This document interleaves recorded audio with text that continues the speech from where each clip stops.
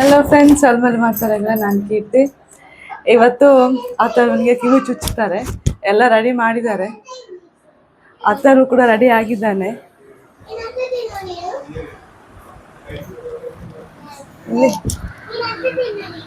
ನಮ್ಮ ಅತ್ತರು ಕುಟ್ಟಿ ರೆಡಿ ಆಗಿದ್ದಾರೆ ಚುಚ್ಚಕ್ಕೆ. ಇವತ್ತು ನೋವು ಆಗ್ತದೆ ಹಾಗೆ.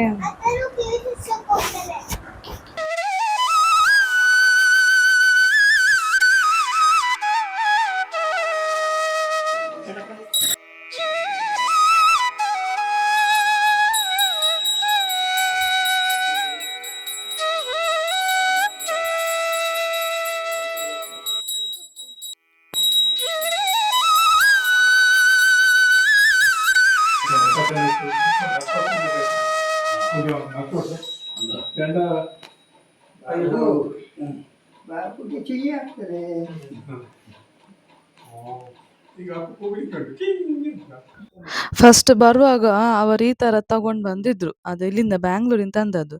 ಅದೆಂತ ಗೊತ್ತುಂಟ, ಸ್ಟೋನ್ ಎಲ್ಲಿ ಉಂಟು ಅಲ್ಲೇ ಥ್ರೆಡ್ ಕೂಡ ಇತ್ತು.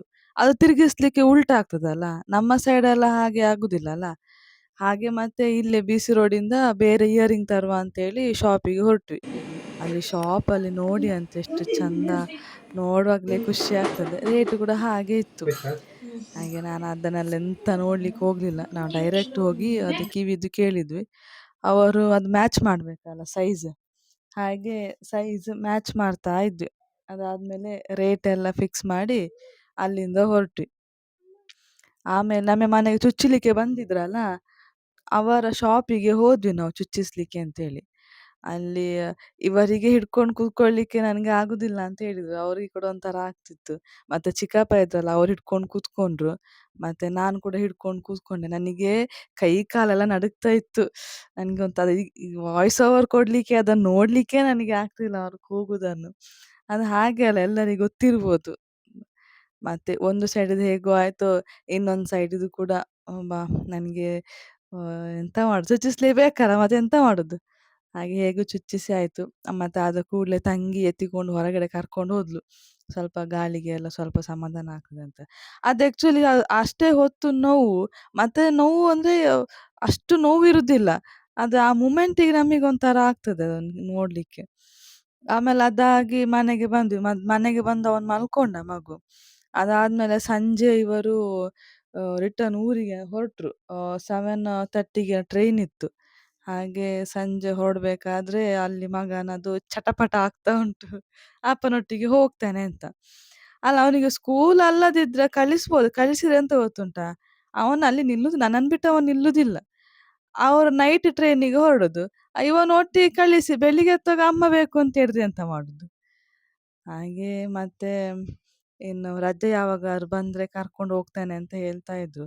ಅವನು ನಿಲ್ಲುದು ಡೌಟ್, ಅವರಿಗೆ ಕೂಡ ಬಿಟ್ಟು ಹೋಗ್ಲಿಕ್ಕೂ ಅಲ್ಲ ಇರ್ಲಿಕ್ಕೂ ಅಲ್ಲ ಅಂತ ಆಗ್ತಾ ಇತ್ತು. ಹೇಗೂ ಮತ್ತೆ ಸಮಾಧಾನ ಎಲ್ಲ ಮಾಡಿ ಅದು ತರ್ತಾನೆ ಇದು ತರ್ತಾನೆ ಅಂತೆಲ್ಲ ಕತೆ ಎಲ್ಲ ಬಿಟ್ಟು, ಎಲ್ಲ ಲಾಟ ಎಲ್ಲ ಬಿಟ್ಟು ಆಮೇಲೆ ಹೇಗೂ ಹೊರಟ್ರು. ಹಾಯ್ ಮಾಡಿ ಅಪ್ಪನ್ಗೆ.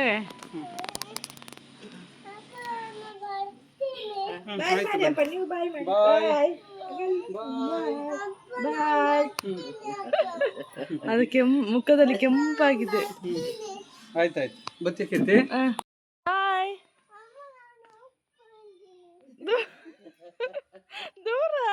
ಅವ್ರ ಆಚೆ ಹೊರಟ ಮೇಲೆ ಅವನನ್ನು ಸಮಾಧಾನ ಮಾಡಿಸಿ ನಿಲ್ಲಿಸುವಷ್ಟೊತ್ತಿಗೆ ಸಾಕಾಗಿ ಹೋಯ್ತು. ಆಮೇಲೆ ಅಂಗಡಿ ಕರ್ಕೊಂಡೋಗಿ ಅದು ತಿಂಡಿ ಕೊಡ್ತೇನೆ ಅಂತೇಳಿ ಹೇಗೂ ಸಮಾಧಾನ ಆದ. ನಾನು ವ್ಲಾಗ್ ಇಲ್ಲಿಗೆ ಎಂಡ್ ಮಾಡ್ತೇನೆ. ನೆಕ್ಸ್ಟ್ ವ್ಲಾಗ್లో ಸಿಗ್ತೇನೆ. ಇನ್ನೂ ಯಾರು ಸಬ್ಸ್ಕ್ರೈಬ್ ಮಾಡಲಿಲ್ಲ, ಪ್ಲೀಸ್ ಸಬ್ಸ್ಕ್ರೈಬ್ ಮಾಡಿ. Thank you.